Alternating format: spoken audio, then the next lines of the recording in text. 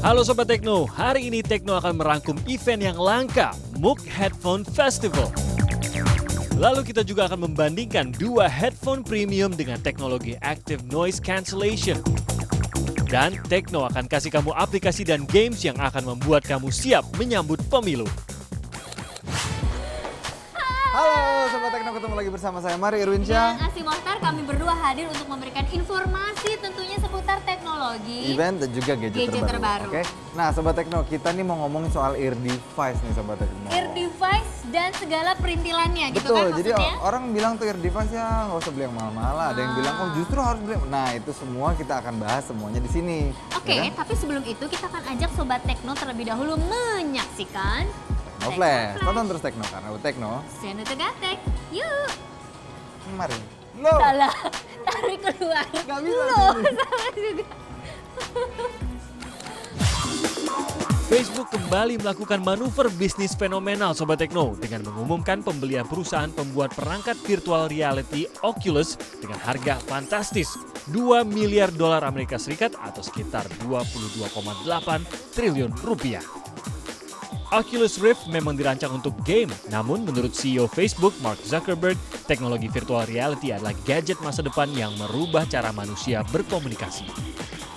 Meski Oculus VR yang dibanderol dengan harga $350 per unit belum resmi dirilis, namun perangkat ini telah dipesan lebih dari 75.000 unit. Di tangan Facebook, Oculus VR rencananya akan merambah bidang lain dari mulai komunikasi, hiburan, hingga pendidikan. Yang terakhir ada kabar gembira untuk Sobat Tekno yang bekerja di dalam organisasi non-profit. Karena sekarang perusahaan Public Interest Registry Strategic Review merilis domain khusus untuk lembaga swadaya masyarakat, yakni .ngo. And we're also going to be offering a globally searchable directory. So any NGO that registers a .ngo domain will be found in this global directory. Sobat Tekno, mungkin ada yang belum tahu kalau Indonesia menempati posisi keempat sebagai pengguna internet terbesar di Asia setelah Jepang. Tapi sayang, dari hampir 240 juta jiwa penduduk Indonesia, masih banyak yang masuk golongan bunet alias buta internet. Dari sinilah Telkomsel sebagai penyedia jasa layanan data terbesar di Indonesia meluncurkan gerakan Indonesia Genggam Internet. Tujuan utamanya satu, untuk mengenalkan kepada masyarakat luas berbagai keuntungan yang bisa didapat lewat internet. Indonesia Genggam Internet akan melibatkan semua pelanggan Telkomsel yang ingin berpartisipasi dalam gerakan ini dengan menjadi agen internet. Agen internet bertugas memberikan edukasi dan menyebarkan manfaat internet kepada masyarakat yang belum menggunakan internet. Dengan membidik sekitar 80.000 usaha kecil menengah, Telkomsel berharap para pelaku UKM dapat meningkatkan kemampuan pemasaran berbasis online. Wah, penting nih Sobat Tekno. Dengan program ini kita mencoba mengangkat pertumbuhan ekonomi melalui salah satu kita adalah programnya nanti ada namanya Desa Internet, di mana masyarakat pedesaan bisa menggunakan jasa internet ini untuk menjual hasil buminya atau hasil karyanya sehingga bisa meningkatkan pertumbuhan di desa tersebut. Nah, jika Sobat Tekno mau ikut berpartisipasi dalam gerakan ini, kamu cukup menghubungi bintang 363 bintang 11 pagar. Seperti yang tertera di layar kaca kalian ini lewat smartphone kamu. Sebagai benefitnya, kamu akan mendapatkan berbagai hadiah menarik, mulai dari smartphone hingga perjalanan umroh. Wow, asik ya?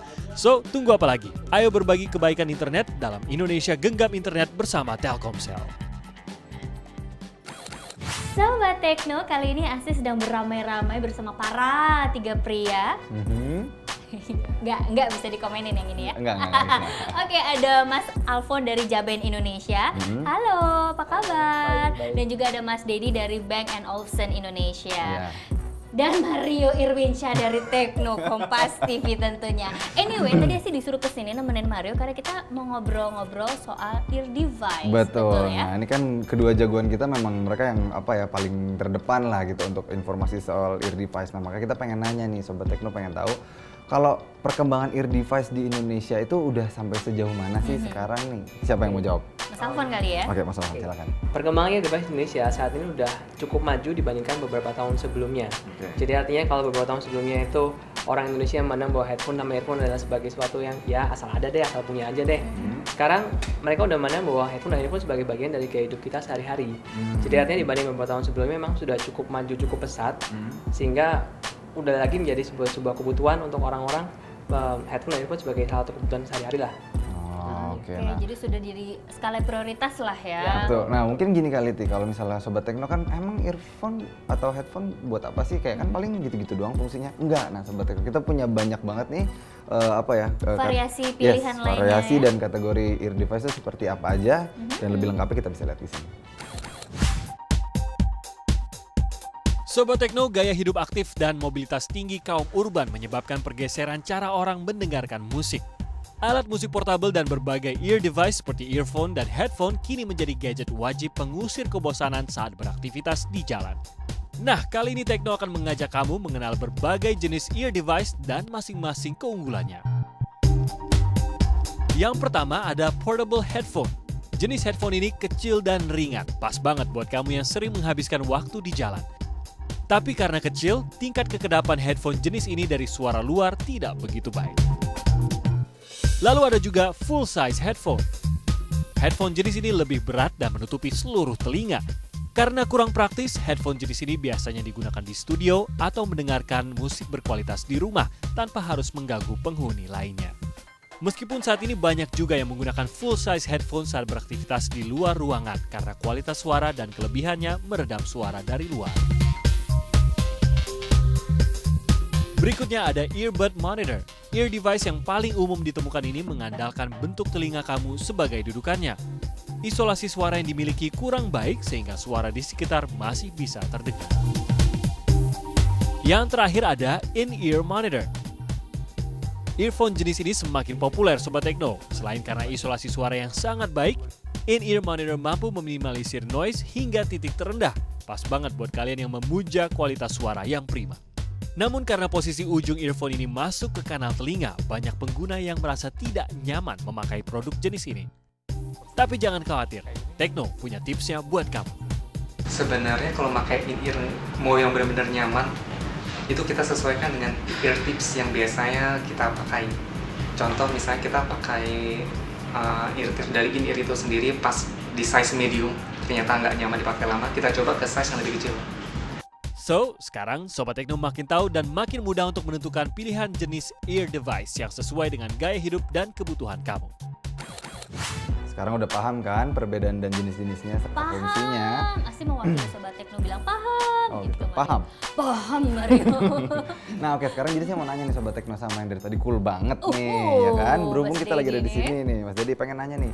Bang & Olufsen ini kan premium brand kan gitu. Sophisticated brand Yes. gitu ya. Nah itu penerimaan pasar di Indonesia tuh gimana sih terhadap Bang & Olufsen? Produk-produknya? Jadi lini Bang & Olufsen itu sejak dulu itu hanya bergerak di pasar yang harganya high end.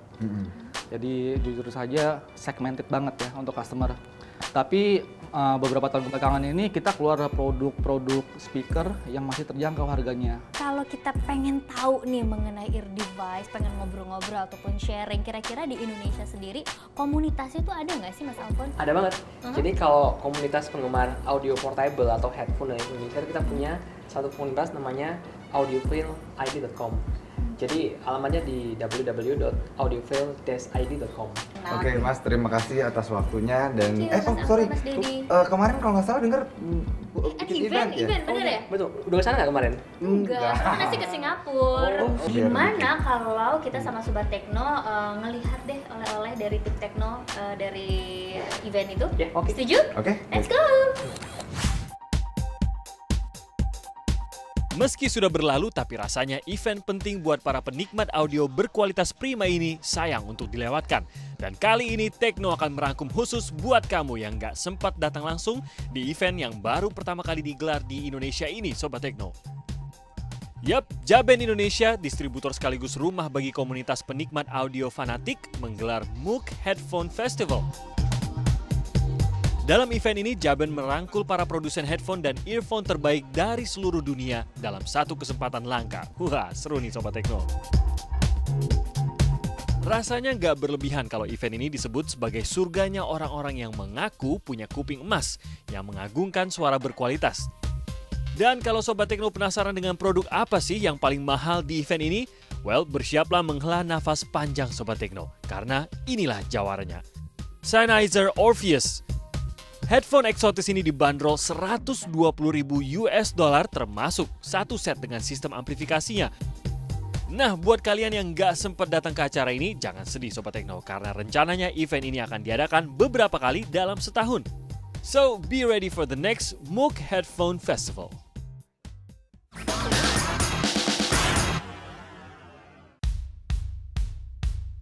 Pilih mana? Mr. Total Football atau Mr. Tiki Taka? Dari sederet pemain dunia, siapa jagoan di hati Anda? The cross, Messi.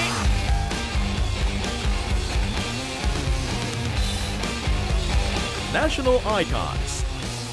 Mulai 5 April, setiap Sabtu pukul 18.30 di Kompas TV. Aduh, kulitku. Minum Mastin. Ingat, yang bertanda ini loh. Mastin telah teruji sebagai obat herbal terstandar, baik untuk kesehatan tubuh dan kulit.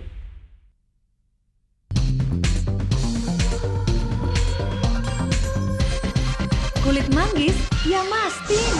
Mastin, good. Kulit manggis, ya Mastin. Mastin, good. Kulit manggis, ya Mastin. Mastin, good. Presiden 2014 itu harus jujur, memperhatikan rakyat kecil, amanah, hidup Indonesia, merdeka. Aku ingin Indonesiaku selalu satu dan selalu maju.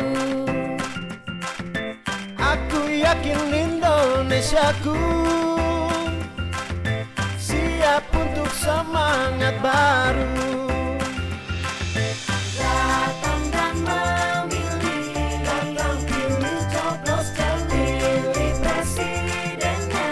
Untuk Indonesia saat awasi prosesnya. Datang pilih coblos dan semua demi mimpi. Untuk Indonesia satu.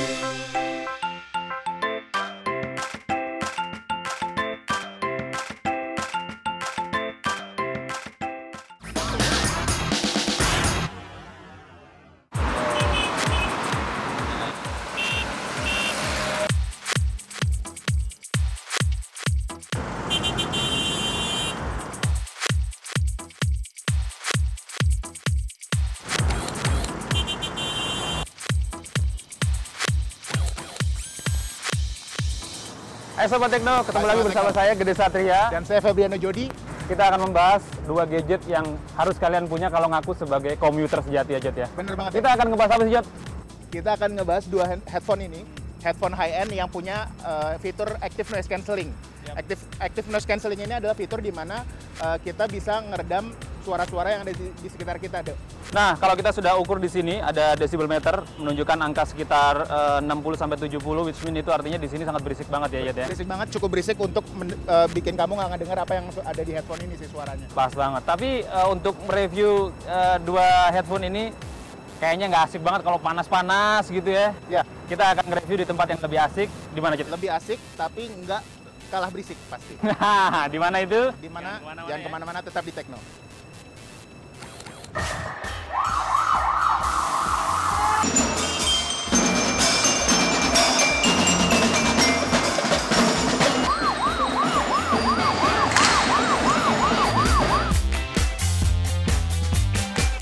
Nah, Sobat Tekno, di sini tempat kita ngetes dua headphone ini. Ini kita di Kidzania. Betul.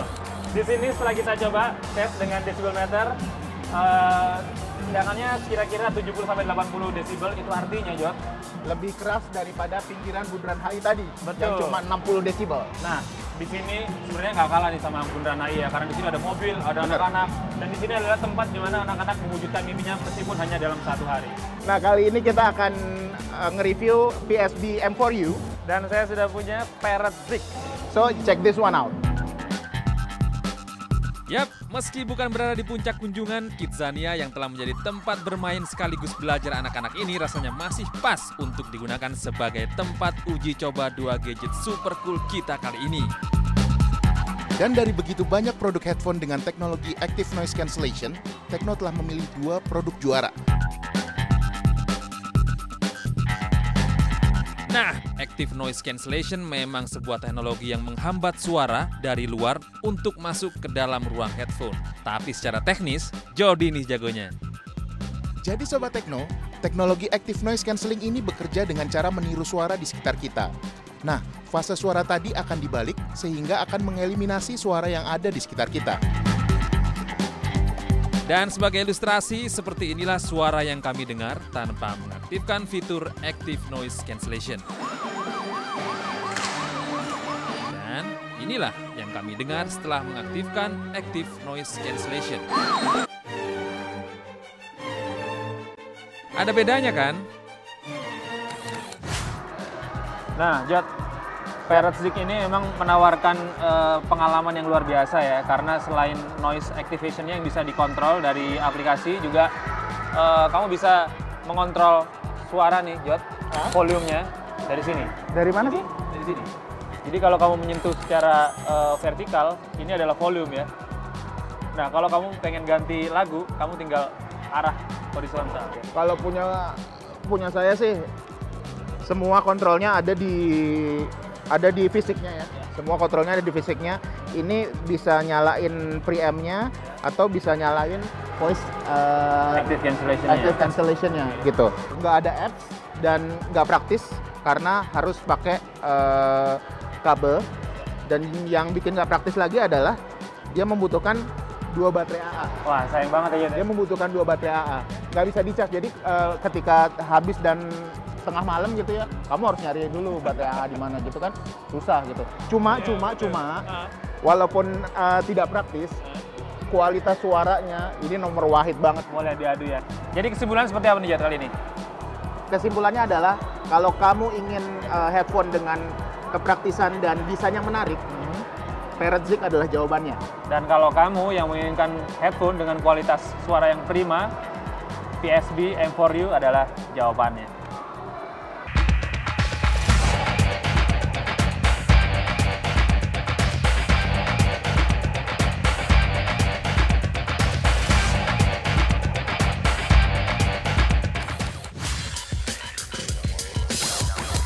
Sobat Tekno, mungkin ada yang menunggu produk terbaru penerus K900? Nah, sekarang sudah ada nih dengan kode K910. Produk flagship Lenovo ini diberi nama Vibe Z. Peluncuran Vibe Z kali ini memang dikemas sedikit berbeda. Yap, kali ini Lenovo mencoba memperkenalkan produk terbarunya dalam tema besar Endurance. Karena selain dibekali berbagai fitur canggih dan desain yang ekstra slim, Lenovo Vibe Z juga diperkuat dengan baterai 3000 mAh. Vibe Z diklaim mampu bekerja multitasking selama 14 jam. Wow, penting nih Sobat Tekno. Tapi dengan harga 6,5 juta, mampukah Lenovo Vibe Z membungkam para kompetitornya? Tadi kan sudah ngelihat ya gimana penampakan dari Lenovo Vibe Z ya. Nah, kalau dari Mas Owi sendiri nih seperti apa nih produknya nih? Ya, kalau menurut saya sih lumayan bagus ya. Prosesornya Snapdragon 800, terus harganya juga agak lumayan ya, tadi katanya 6 jutaan gitu. Nah, itu lumayan terjangkau lah dibanding produk-produk lain yang papan atas di produsen lain gitu. Kalau menurut aku sih dari bobot sih pas ya, ringan, kan tipis, apalagi buat cewek, buat dikantongin di baju, terus buat dibawa di tas. User interface-nya Lenovo ini dia ngilangin, kalau di Android itu namanya app drawer ya. Jadi di home screen-nya itu dia kayak nggak ada home screen tapi semua ikon aplikasi di situ. Jadi ya persis kayak kayak betul ya. Tuh kan, Sobat Tekno di rumah pasti sudah semakin jelas nih dan semakin tahu alasan untuk beli atau tidak Lenovo 5Z. Nah, pengen tahu tentang review produk-produk berikutnya? Tetap di Tekno. Selain Lenovo, Nokia juga tak ketinggalan meluncurkan produk terbarunya di tanah air. Dan buat Sobat Tekno yang penasaran dengan Nokia rasa Android, well, inilah saatnya. Karena Nokia X resmi meluncur di Indonesia.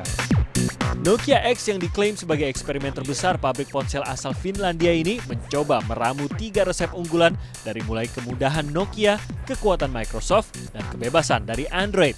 yang katanya nih akan memberi pengalaman berbeda bagi penggunanya.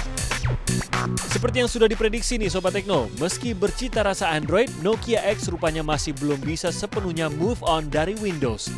Buktinya, tampilan antarmuka Nokia X masih mirip Windows Phone.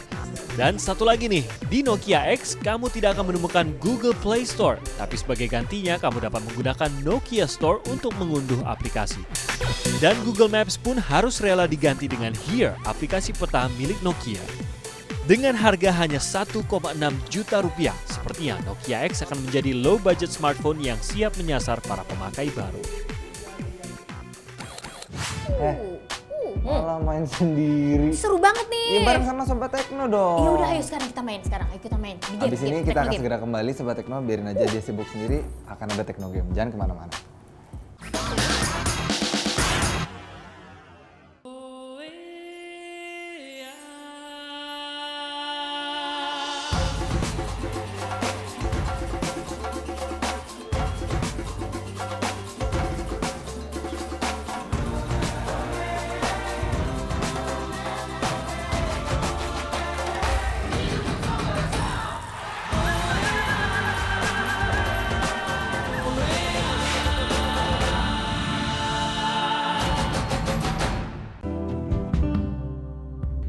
Bawah pengawasan mutu yang sangat ketat, berkhasiat memelihara kesehatan tubuh.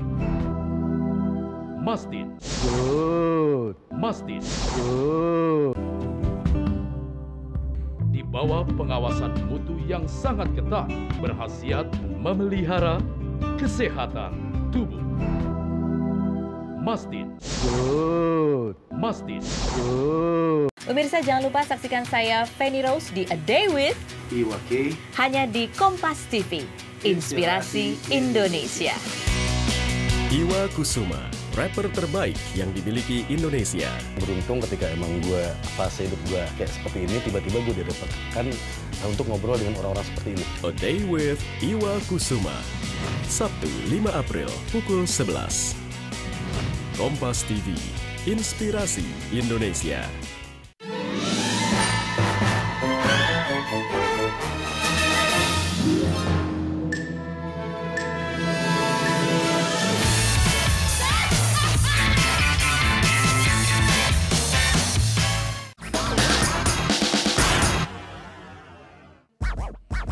Sudah siap buat nyoblos belum Sobat Tekno? Sudah punya pilihan caleg?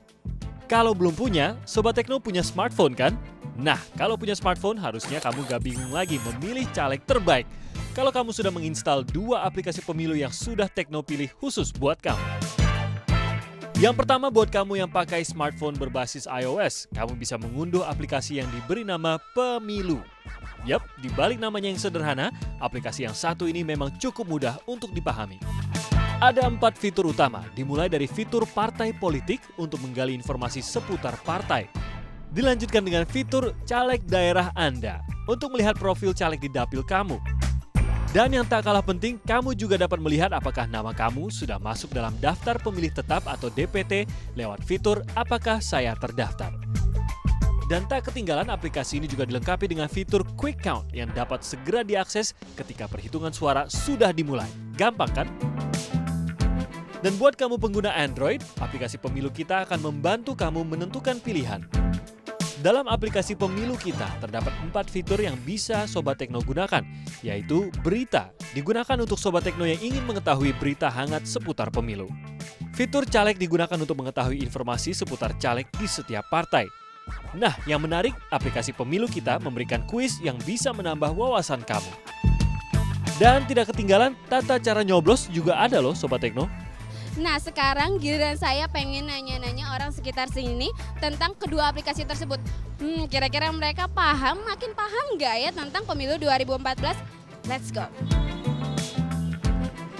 Nah, kita mau tahu nih pendapatnya Mbak tentang aplikasi ini bermanfaat nggak sih sebenarnya? Aplikasinya sangat bermanfaat karena kita bisa melihat informasi secara detail di mana proses pemilu itu sebenarnya. Jadi mau memilih untuk mengambil informasi dari aplikasi ini atau tetap nyari lagi di tempat lain tentang caleg yang akan dipilih nanti?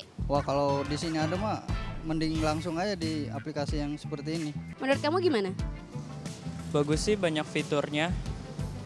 Aku jadi lebih ngerti, tadinya nggak tahu apa-apa sih sebenarnya. Kalau sudah begini, gak ada alasan untuk golput lagi.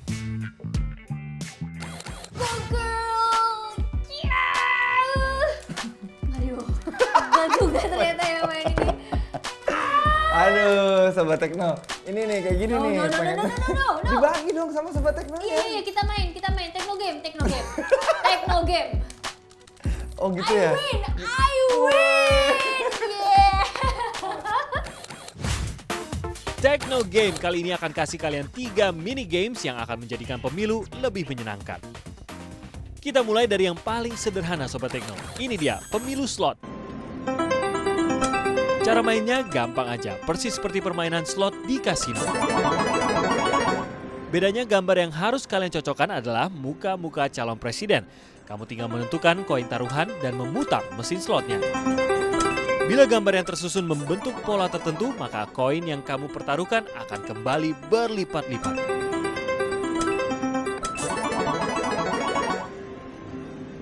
Wah, kira-kira Bang Roma bakal komplain gak ya dengan game ini?